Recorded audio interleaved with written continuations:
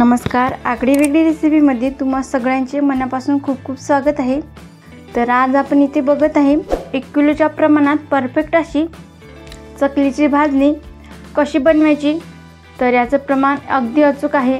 तर मी वाटीने मोजून याचं प्रमाण तुम्हाला सांगितलं आहे। तुम्हाला व्हिडिओ पूर्ण बघायचा आहे, अजिबात स्किप करू नका। तुम्ही स्किप करत जर बघितलं तर मग तुमची जी भाजणी आहे ती परफेक्ट प्रमाणात बनणार नाही। इकडे तिकडे प्रमाण झालं की चकली बनवताना जेव्हा घ्याल तेव्हा मग ती सुद्धा छान अशी खुसखुशीत आणि कुरकुरीत होणार नाही, ती तेलामध्ये टाकताच विरघळेल। तर तसं करू नका, व्हिडिओ संपूर्ण बघा म्हणजे तुम्हाला कळेल।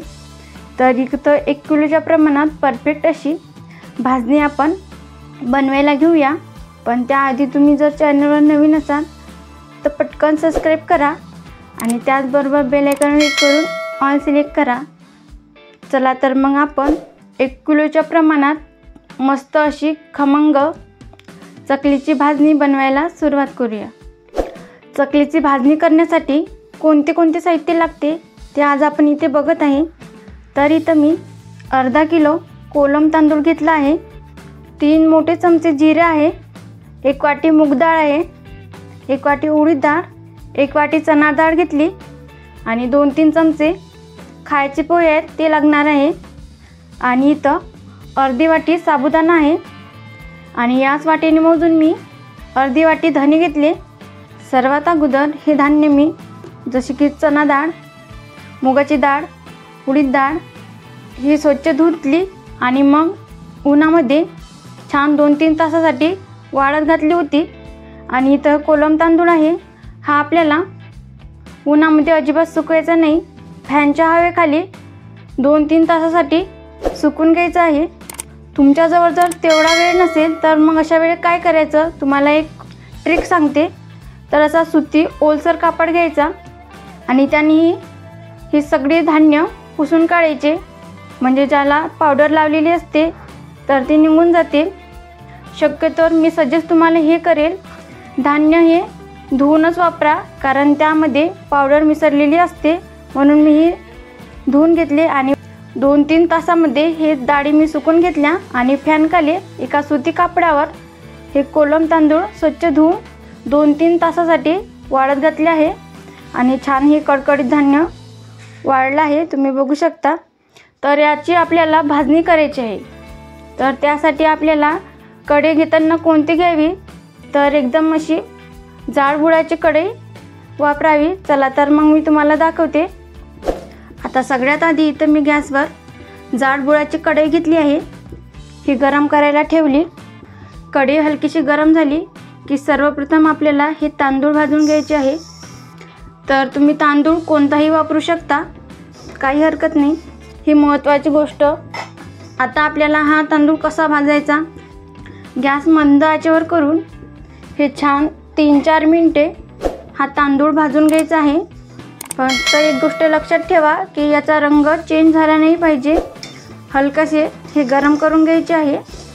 इथं मी 2 ते 3 मिनिटासाठी छान हे तांदूळ परतून घेते। त्याचा आपल्याला अजिबात रंग चेंज करायचा नाही, हे असेचे असेच राहिले पाहिजे, त्यासाठी हलकेसे फक्त भाजून घ्यायचे आहे। आता हा तांदूळ मी 3-4 मिनिटासाठी हलकासा भाजून घेतला आहे। आता याला आपण काढून घेऊया। आता याच कढईमध्ये आपल्याला ही चणा डाळ घालून घ्यायची आहे, याला हरभऱ्याची डाळ असं सुद्धा म्हणतात। ही सुद्धा आपल्याला 3-4 मिनिटासाठीच भाजून घ्यायची आहे। आपण डायरेक्ट जी विकत आणतो डाळ त्याला एकदम असा डार्क कलर असतो आणि ही डाळ मी धुतली आहे, त्यामुळे तुम्ही बघू शकता याचा कलरसुद्धा धुतल्याने निघाला आहे। म्हणजे ज्या डाळी असतात ज्या आपण विकत आणतो त्याला पॉलिश लावलेली असते किंवा पावडर लावलेली असते, म्हणून त्या चमकतात। त्यासाठी सजेस्ट करेल मी तुम्हाला की धुवून घ्या।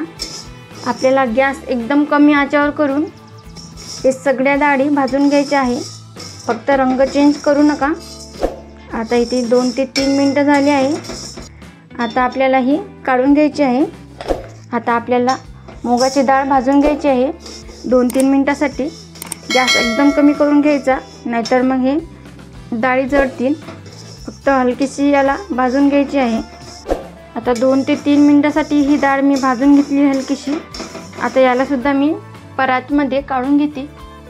आता आपल्याला उडीद डाळ ही भाजून घ्यायची आहे।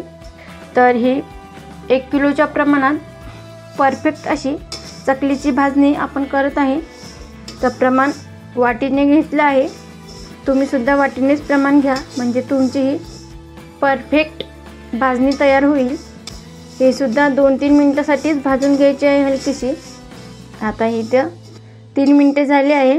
आता मी ही सुद्धा डाळ काढून घेते। आता आपल्याला साबुदाणा भाजून घ्यायचा आहे। तर हा फक्त 2 मिनिटासाठीच भाजून घ्या, जास्त भाजू नका। इथं मी 2 मिनिटासाठीच हा साबुदाणा परतून घेते। आता हा साबुदाणा मी 2 मिनिटासाठी परतून घेतला। आता याला सुद्धा मी एका परातमध्ये काढून घेते। आता इथं 3 चमचे मी खायचे पोहे घेतले, ते हलकेसे भाजून घेऊया। फक्त एखादा मिनिट भाजून घ्यायचे आहे हे पोहे। चकलीची भाजणी करताना अशी ही जाड गुळाचीच कढई वापरायची, म्हणजे त्यामध्ये आपण ज्या सगळ्या डाळी भाजतो त्या अजिबात जळतील नाही। आता 1 मिनिट मी हे पोहे परतून घेतले छान। आता याला सुद्धा काढून घेते। आता इथं अर्धी वाटी धने घेतले आहे। आता याला 2 मिनिटासाठी परतून घ्यायचं आहे। बघा छान इथं मी 2 मिनिटासाठी हे धने परतून घेतले आहे। आता याला सुद्धा मी काढून घेते। आता आपल्याला जिरे भाजून घ्यायचे आहे। हे 3 चमचे जिरे घेतले आहे। इथं 3 चमचे जिरं घेतलं मी। याला फक्त मिनिटभरच परतून घ्या। बघा इथं मी छान 1 मिनिटासाठी हे जिरंसुद्धा व्यवस्थित परतून घेतलं। आता गॅस करूया बंद आणि हे जिरंसुद्धा एका प्लेटमध्ये काढून घेऊया। तर तुम्ही इथं बघू शकता आपली सगळी भाजणी बनून इथं तयार आहे। मोठ्या परातमध्ये काढून घेतली, तुम्ही बघू शकता। याचा अजिबात कलर चेंज झाला नाही, जशीच्या तशीच आहे। हलकीशीच फक्त भाजून घेतली आहे। 1 किलोच्या प्रमाणात परफेक्ट आहे। तर आता आपण याला मिसळून घेऊया। हे बघा, याला असं छान हाताने मिक्स करून घ्यायचं। मी सगळं धान्य हे मिसळून घेतलं आहे। हे गरम आहे, तोवर यावर अजिबात काहीच झाकण ठेवू नका, नाहीतर मग याला पाणी सुटेल। असंच हवेशीर ठेवून द्यायचं आहे। ही चकलीची भाजणी दळून आणायची असली कशी आणायची, तर तुम्ही गिरणीवाल्याला रिक्वेस्ट करू शकता। ही गोष्ट अत्यंत आवश्यक आहे। तुम्हाला भाजणीवरच भाजणी दळायची आहे, तरच खुसखुशीत या चकल्या बनतील। नाहीतर मग तुम्ही गव्हाच्या किंवा ज्वारीच्या पिठावर ही जर दळली तर जी चकली आहे ती खाताना अजिबात चांगली लागणार नाही। तुमच्या घरगुती जी वापरातली गिरणी असेल त्यामध्ये तुम्ही घरगुतीसुद्धा दळून घेऊ शकता।